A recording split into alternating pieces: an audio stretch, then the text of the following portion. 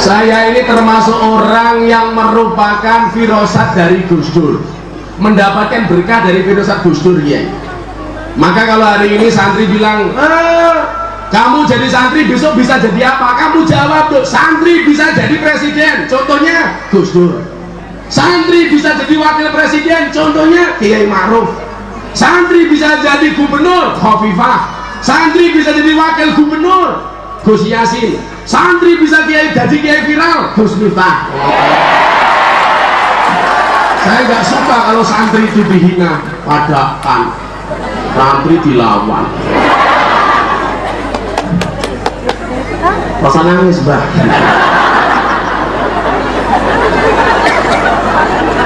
Jadi dulu Kiai, saya itu orang yang sangat-sangat beruntung. Ketika saya menikah, saya menikah itu karena kepepet. Ngomong matang bisa tak duduk ya. Kiai kok matang bisa. Memangnya aku codot. Saya itu menikah kepepet tuh, saya pengen menikah umur 25 tahun, tapi kepepet umur 24 tahun saya menikah. Gara-gara saya sering nasihat pernikahan sebelum menikah. Saya dihina sama kiai-kiai, urung rabi kok wani ngandani wong rabi.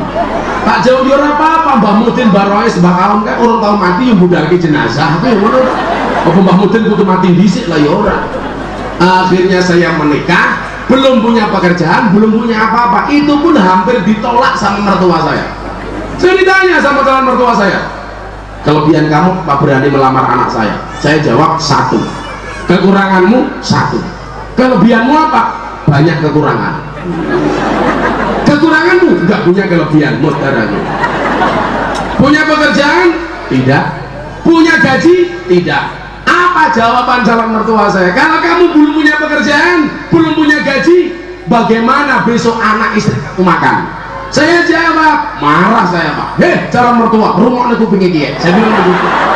Aku lesu aku. Saya bilang asyaku fir rizki, asyaku fir razik. Ini mohon maaf ya, sekaligus anak-anak santri biar pede dengan masa depannya. Betul? Asyaku fir rizki, asyaku fir razik. Orang yang meragukan rizkinya berarti meragukan sang pemberi rizki. Betul, saya belum punya gaji, tapi saya punya rezeki. Apa bedanya gaji dengan rezeki? Beda. Gaji itu bulanan, rezeki bisa datang kapan saja, betul? Gaji karena bekerja, rezeki bisa kapanpun bisa datang dari Allah Ta'ala. Bisa pemahamin ya wir-wiri, tombong ngantuk matane. Silakan duduk, dikasih kursi. Coba yang di sini agak duduk, kasihan. Banten dah semua jadi buru-buru ya.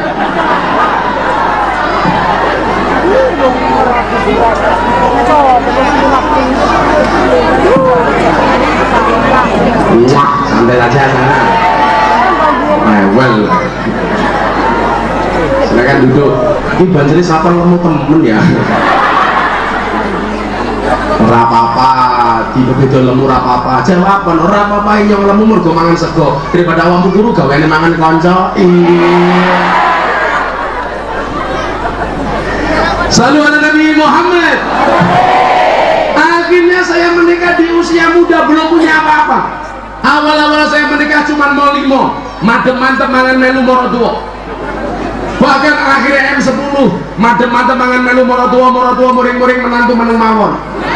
Sampai akhirnya M15, madem-madem mangan melu moro tua muring-muring menantu meneng mawon, moro tua mati menantu melu marisi. Mertua saya bilang M1 apa Pak? Matamu. Saya menikah umur 24 tahun, belum punya pekerjaan. Saya waktu itu hampir ditolak. Langsung saya bilang sama beliau, bapak mertua saya, hei Pak, jenengan ngerti entung? Mertua saya tanya, apa hubungannya karo entung? Ya ora ono. Entung kae ning jero godhong gedang santri rungokno. Ora tahu dibuka, ora tahu macul, dibuka lemu. Ora ono entung kuru, ora ono. Apa men entung kok setruk, ora ono. Itu artinya apa?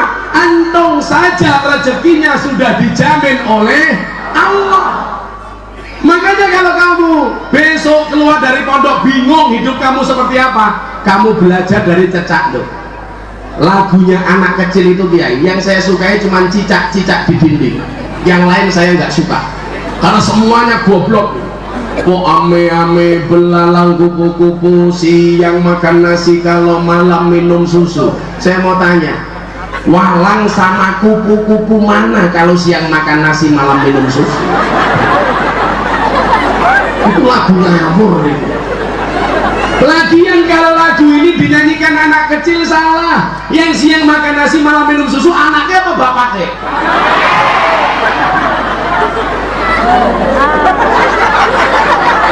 Ya bapaknya. Alanya siapa Kiai? Pak Muhammad Tun, kumisnya menjijikkan.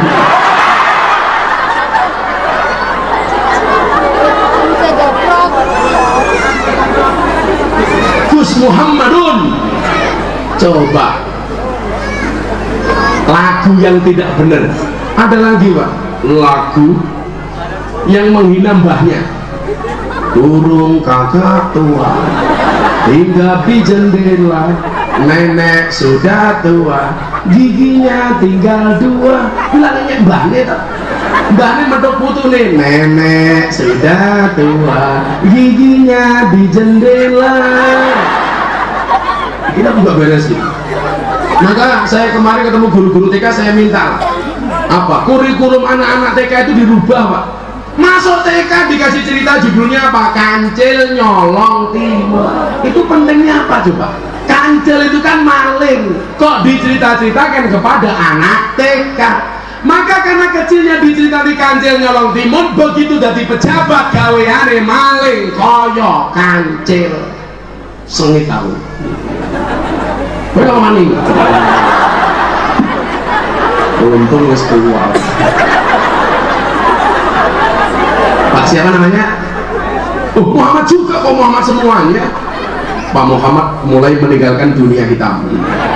Meninggalkan dunia hitam. Buktinya apa? Rambutnya putih semua. Saya doakan Pak Muhammad panjang umur. Orang sedunia mati, Anda hidup sendiri ya.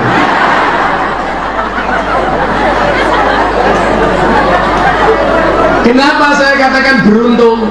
Saya menikah gak punya apa-apa, saya diangkat kepala cabang sebuah perusahaan di Jakarta tahun 2004. Wasilah itu saya kenal dengan Gus Dur.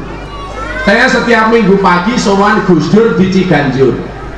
Di situ saya banyak belajar dari Gus Dur. Sampai akhirnya tahun 2006 menjelang gempa bumi, sebelum gempa bumi, Gus Dur bilang sama saya, Miftah, kamu pulang, rezekimu manggone ning Bokong.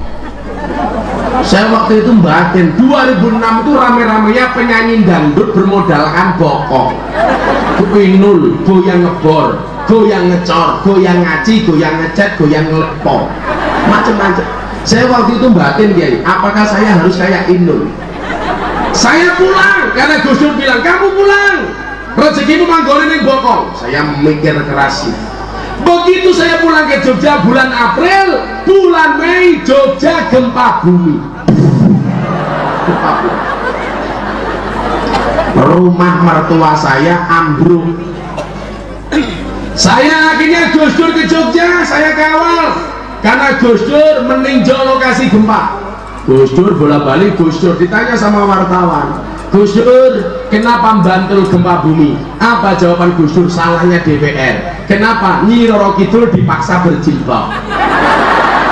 Karena waktu itu rame-ramenya RUU pornografi dan porno aksi. Ini salahnya DPR, dia bilang. Begitu saya antar ke bandara, saya bilang, Gus, saya meninggalkan pekerjaan saya. Ini malah gempa bumi, saya nggak punya apa-apa. Ikut mertua saya juga rumahnya ambruk. Apa jawaban Gus Dur? Sing sabar. Sabar enten watese napa mboten Gus? Ora ana. Sabar ki ra duwe wates, wong sing duwe wates mung Kulon Progo. Gus Dur itu. Kan ada kabupaten Kulon Progo, ibu kotanya namanya Wates, Bu. Ya Allah, Gus Dur, Gus Dur. Ora kiai tak. Sabar, rezekimu manggone ning Bokong. Saya terbuka ketemu jawaban rezekimu manggone ning Bokong apa, Nduk? Gara-gara saya ngaji di pondok pesantren sama kiai namanya Kiai Asrori, dibukake kitab hikam. bahwa makom rezeki manusia itu ada dua, makom asbab dan makom tajrid. Saya dibilang sama beliau, kowe ora usah megawe Miftah, kowe lak megawe mesti mau bangkrut. Terbukti Pak, saya bikin perusahaan, uang saya dibawa lari oleh kawan saya.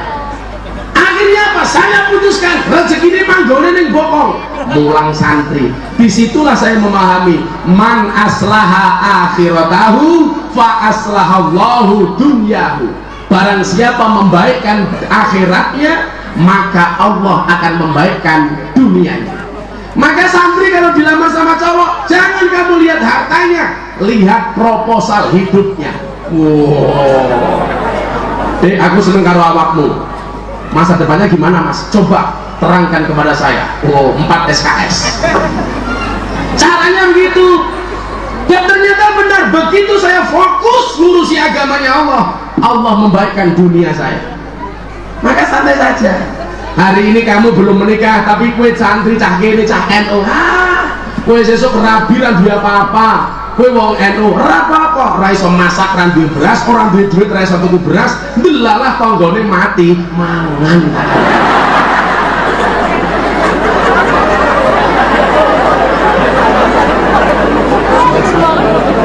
Makanya saya nggak suka ya kalau santri-santri itu diremehkan. Sekarang siapa yang bisa menjamin? Orang yang kuliah di perguruan tinggi masa depannya lebih hebat daripada anak pesantren? Nggak ada yang bisa menjamin. Teman saya itu kuliahnya di mana? Di hukum, pulang ke desa sarjana hukum. Arep ngukumi apa? Pasale ora payu. Payune pas bodot tok. Disuguh tanggane, kalenge biskuit dibuka isinya rengginang. Ini melanggar KUHP pasal 378 penipuan. Coba kalau santri-santri NU enak, nggak usah khawatir dengan masa depanmu. Tetangga saya kuliahnya di mana? Geologi pertambangan. Harusnya kerjanya di mana Kiai? Freeport, tambang minyak, tambang gas. Anda tahu sekarang pekerjaannya apa? Tukang kuras WC. Sampai motornya ditulisi silitmu adalah rezekiku.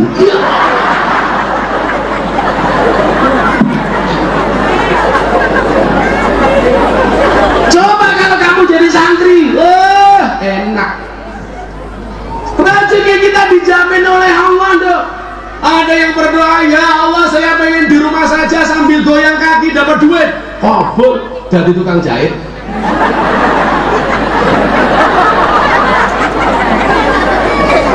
Saya pengen ya Allah duduk termenung sambil kipas-kipas jadi duit. Kabul bakul sate. Ada yang berdoa, ya Allah ya Rob saya pengen ditakuti oleh semua orang. Kabul jadi apa? Debt collector. Ada lagi yang berdoa, ya Allah saya pengen orang-orang kaya itu manut dengan saya ya Allah. Kabul tukang parkir. Mbok mobil Fortuner Alphard kiri manut ngeyel tabrak pisan. Ada lagi dia doa yang paling ekstrim, ya Allah saya pengen duduk termenung saja dari duit. Kabul jadi apa? Penunggu toilet umum. 2000. Masa kita nggak yakin? Saya diajarkan banyak hal oleh Gus Dur.